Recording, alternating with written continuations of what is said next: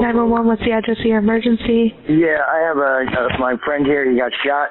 Where is he bleeding from? His head, his face. It looks like he got shot in the back of the head and in the face. That's a typical Tuesday night. I knew this night was cursed. Did they tell you where he got shot through? Yeah. Right nostril came out back here. Walked 2 miles. Like, the was lying. I don't know why. I would charge him now with this. When a 911 call reports an alleged shooting in Holly Hill, Florida, police officers are not prepared for the bizarre case that awaits them. In a desperate attempt to seek help, the victim reportedly walked over a mile to his friend's place after being shot in the head. While this astonishing feat leaves the Holly Hill Police Department facing myriad questions and confusion, they must also race against time to catch the suspect before he can escape. The suspect in question and all persons charged with a crime are presumed innocent unless and until proven guilty in a court of law. On a chilly night on January 17, 2024, officers are dispatched to a house at Harder Drive after receiving a 911 call from a panicked man about his friend being shot. 911, what's the address of your emergency? Yeah, I have my friend here. He got shot. Yeah, he just woke me up. I was sound asleep, and he just knocked on my door, and yeah, someone shot him, yeah. Where's the person at? I don't know. He just came knocking on my door, ma'am. Can you get an ambulance here? Yeah, I'm going. Where's he bleeding from? His head, his face. It looks like he got shot in the back of the head and in the face. Are you able to get a clean, dry cloth and apply pressure to the areas he's bleeding from? Yeah, and he's kind of bleeding all over. So, and whoa. You can't give him something or help him hold something on the bleeding to try to get under control? Yeah. Just get an ambulance here, please. Yeah, they're coming. They're on the way. These questions are slowing them down, okay? Okay. Oh, my God. He's got his shirt over his face and everything. Okay. As the friend continues to share more horrifying details, he reveals something that even leaves the dispatch operator baffled on the other line. But he knows the guy that shot him, so. Huh? He knows the guy that shot him. Okay. That's what he said. So What's his name? I don't know the guy's name. When the cops come, they can give him the. Can you ask him? Ambulance. What's the guy's name? Chris Hastings. Okay. By getting the shooter's name, the police already have a key to the case, something that they usually have to scramble to obtain. However, their immediate priority is to rescue the victim before time runs out. New dispatch message. Call type. Person shot. Harder Drive. As the officers rush to the location, expecting the worst, they are met with the most unbelievable sight. You want to come out here? Yeah. Is anybody else here? My old lady. Your old lady? Okay. Uh-oh. You got a phone? The guy shot me. Where at? I don't know. My shoulder, my head, my face. Okay. Why don't you go ahead and have a seat for me? Can we pull a chair out? He got shot in the back of the head and on the side of the face. Can you pull a chair out for me? I walked all the way from Clovis. Do you know who it was? Chris Hastings. How do you know Chris? Have a seat. Miraculously, the 44-year-old victim has not only managed to somehow survive the savage attack, but he's conscious enough to share more astounding details from the incident despite his indescribable pain. We're still trying to figure it out. Give us a minute. So this happened just now? Yeah. How did you get down here? I walked. You walked from Florida? According to the victim's account, the shooter is 33-year-old Christopher Hastings, a resident of Ormond Beach. Police records further state that Hastings has a history of being arrested for domestic battery and the possession of substances in the past. As the night unfolds, police will soon uncover the truth behind Hastings allegedly shooting someone. But just as the officers are listening to the horrific account of the victim, one of them makes a stark observation that completely changes the trajectory of the case. I don't think it's a... It's not. No, you weren't shot, but No. I don't think. I mean, anything's possible. It was like a stun gun. It was like a big. Oh my God! It hurt. Looks like something went in because it's kind of stark like that. Yeah, we'll have to let them do it. As the night progresses, officers will find out that they have been wrong in their observations. Where does Chris Hastings live at? I don't know. He stays with a guy named Alex on Clovis. Yeah. So were you at his house, or where did this happen? I mean, were you in the yard, or did it happen while you were walking down the street? Just walking in. Bike. Is that what you said? What? Chris Hastings, yes. That's our suspect. My bike. Yeah, they're trying to confirm it. 21 Central, that's confirming. That's he's saying it was her. Was he driving that car or anything? No, he was on the street. Was he on a bike? Was he walking? No, he was on the street, just standing on the street. Okay. You sure it was Flomish and not Cali Grande? No, it was Flowers. Okay. On foot? Yeah, you want to go up there and... He says on Flomish. As the victim continues to share more information, the police finally find out the motive behind the alleged shooting. How do you know it was Flomish and almost Riverside? I left the bar. You left the I bar? was at Rousey's. So you was at Rousey's, and then you were... I left the bar. Oh my God. My girlfriend's car was there, and I yelled. I was like, what the f? You know, 'cause my girlfriend was there. Officers would eventually find out that the victim and Hastings got into an argument at a friend's place by Riverside that eventually led to Hastings allegedly shooting him, a detail that they're still struggling to confirm when medics arrive. Yeah, he's saying that. I don't know. 21's going to be out there to try to find our victim's bike if we can have a deputy help him out. According to the victim, Chris is on foot.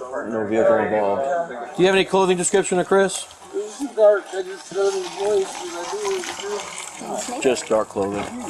Does that look like a shot?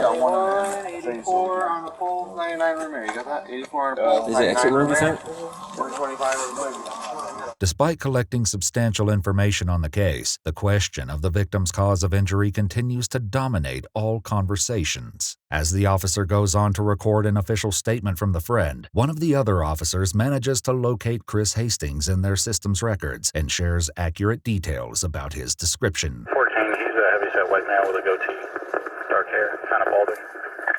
On the other hand, the officer who had left to look for the victim's bike has some news to share. 21 Central. I'm out with the bike at 108 Flumich. If I can get another car to block off the western side of Flumich a little bit.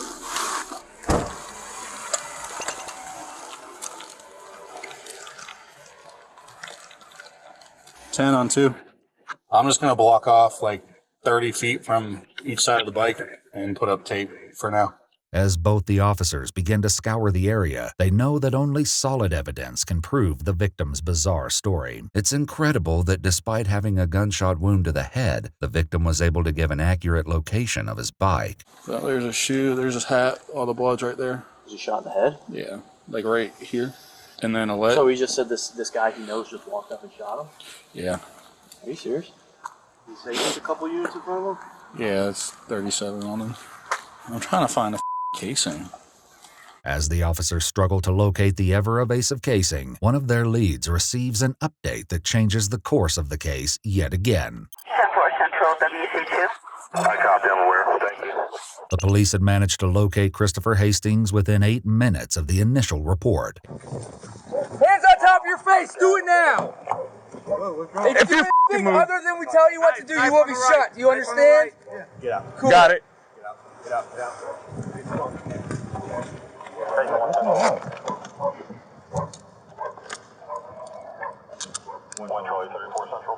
Man, that's what it is. Hastings is found only 2.2 miles away from the crime scene after driving past a license plate reader. However, he claimed to have an alibi and was heard saying, quote, "I just got back from Orlando not too long ago, maybe half an hour ago." The need to locate solid evidence against Hastings grows twofold, and the lead officer immediately coordinates with the team near the victim's bike. Are you there with the bike? That's supposed to be the scene if we can hold that down. I am. Yeah, we got both sides blocked off. I've been looking for a casing. I haven't seen nothing. As the officers on the crime scene continue to clamor for any leads, a man approaches them, and what he has to share sends a chill down their spine. Stay over there, please. What's up? You're good. You're not in any kind of danger or anything like that. I was actually considering calling you guys about maybe, 45 minutes ago. I live right here. Did you hear something? I heard voices. Was it like a yelling? Like a yelling, and then, believe it or not, I heard what could have been a shot. Okay. And something hit my house. It hit your house? Yes, but I mean it's dark, so I'm not hearing anything. Just how many shots do you think you heard? Just one. Mm-hmm. Okay. Given the gravity of what the witness had just told them, the officer immediately informs others on the team about it. Plumage is advising that they heard a gunshot and something hit their house about 45 minutes ago. But despite the witness's account, one of the officers is still feeling perplexed about the incident. It's cold. So that pretty much confirms that he was shot. It didn't really look like it because it's like right here. Yeah. You know, like the paper tears. Yeah. That's what it looked like. So it could have been like somebody whacked him with something. I mean, yeah. Wow. It's Holly Hill. Come on. That's a typical Tuesday night. I knew this night was cursed. I had 3 reports in the first 2 hours. Ugh. What this officer doesn't know yet is that one piece of evidence at the location of the arrest is about to lift this curse. There it is. Self-confirmed? Looking like it. Oh, I didn't see that. Yeah, I saw right. the knife. I saw the knife handle. And it had to be a small caliber because it went through and looked like it came out of his face. So it went in here and out here, right his nose. But he's talking. He's drunk. That's the important parts. Yeah, apparently. So I figured it had to be a small caliber. All right, cool. Yeah, it's almost like police work happening here.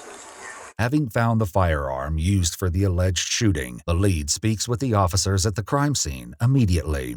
It's small caliber revolver. We're not touching it though. Yeah, you're not gonna find one with a revolver.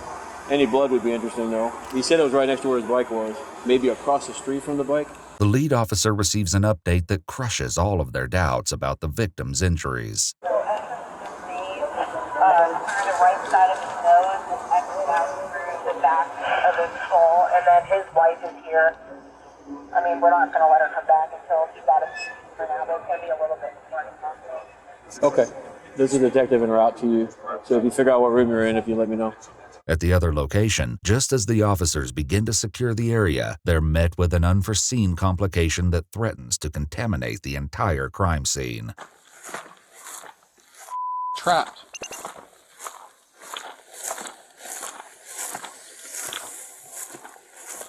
Is that one hitting? No.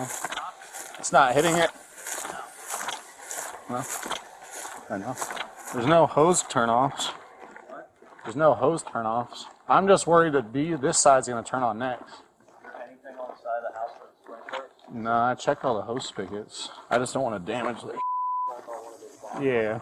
As the officer continues to process the crime scene into evidence, more backup officers arrive to lend their assistance. With the pictures punched in for evidence, officers begin to seal all articles from the crime scene to be brought to the station for additional processing. At the location of the detainment, officers are now planning a strategy to break Hastings into a confession, but they don't know yet that Hastings is going to share new stories with them once he steps inside the interrogation room. We're gonna hold him. I'm gonna stay with the car. I got 3 detectives coming. Apparently it was in the nose and out the back. Oh, so it's entry through the nose. Entry through, I thought it was the opposite. So that's definitely execution.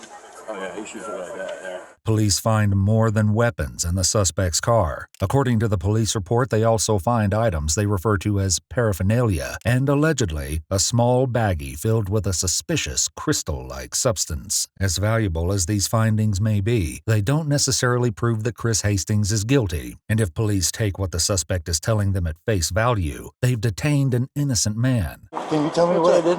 He's We'll fully searched. This is just I'm done going through it. We'll figure it out. I'll talk to my sergeant. Yeah, because I'm sitting here like, I'm cooperating, obviously. I'm not dumb enough to resist you guys. Okay. I just want to know what I'm being arrested for. No problem. Anybody read you your Miranda? No, nothing. Yeah, we'll do that. You're not arrested. You're just being detained. As the suspect is driven to the police station, however, he determines that there isn't much difference between the two, and he makes it clear that he's not getting the treatment he deserves. I don't know what's going on. Like, why am I being transported? I'm only being detained. No, to the PD. Yeah, I know, but why am I being transported anywhere if I'm only being detained? I stay right here with my vehicle. So you guys are giving me questions, I got no problem answering. Because right now it sounds like I'm being detained, it's like I'm being arrested. What was that, sir?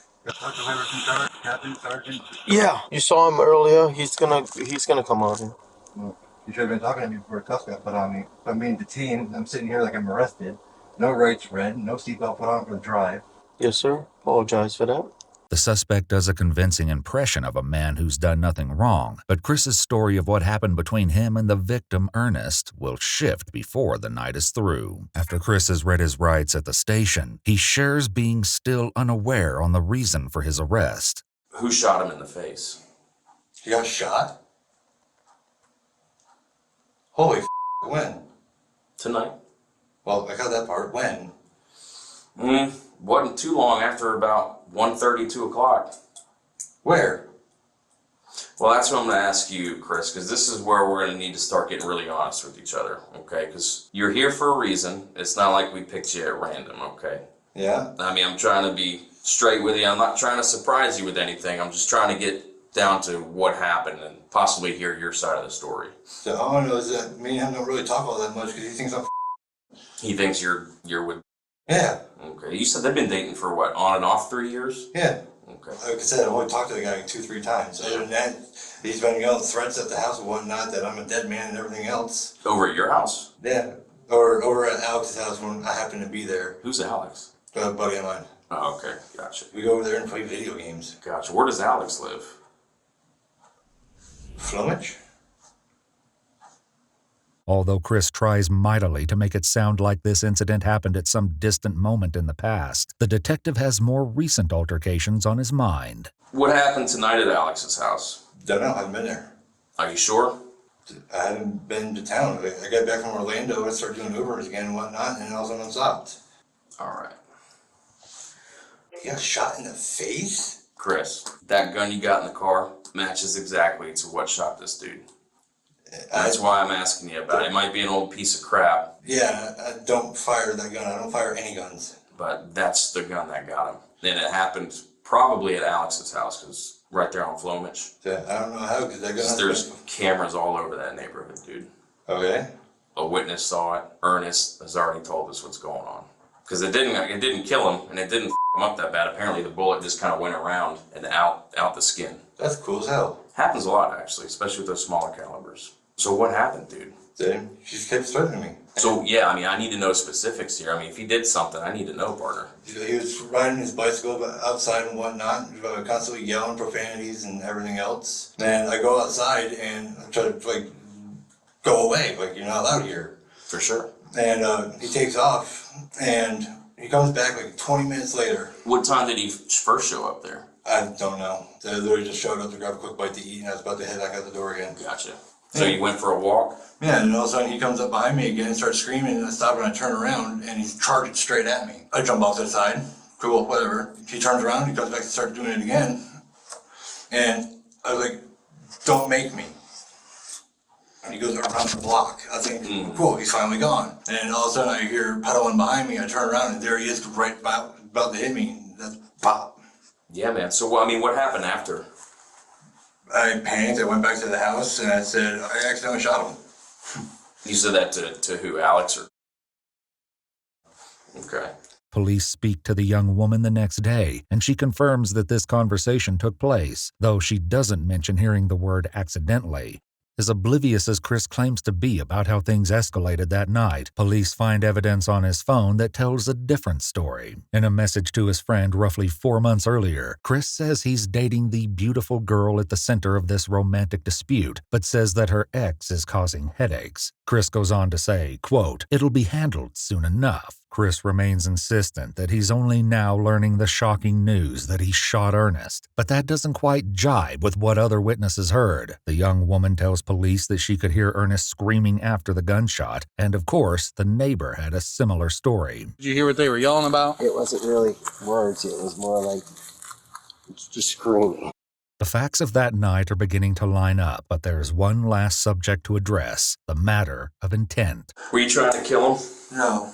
Like, I didn't even want to hit him. I just wanted to scare him. I didn't even really know it was loaded until after it popped off. And that's when I panicked, and I went back inside, and I got my keys and got in my car and just drove. So when you pulled the trigger, you're just expecting to hear like a click to scare him? Yeah.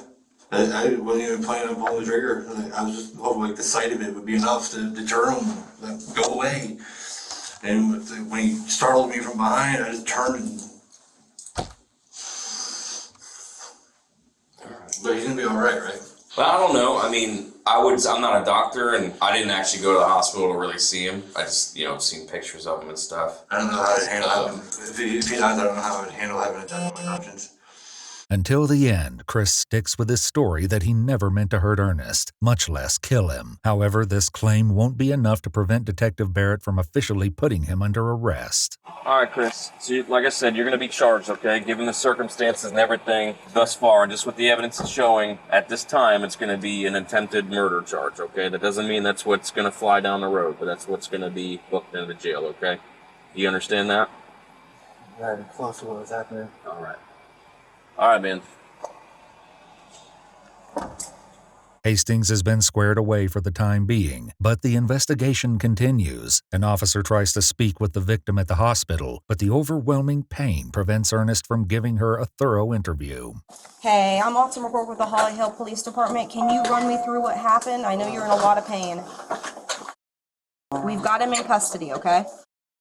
Oh, God, if you let go for the car there, it was worried me.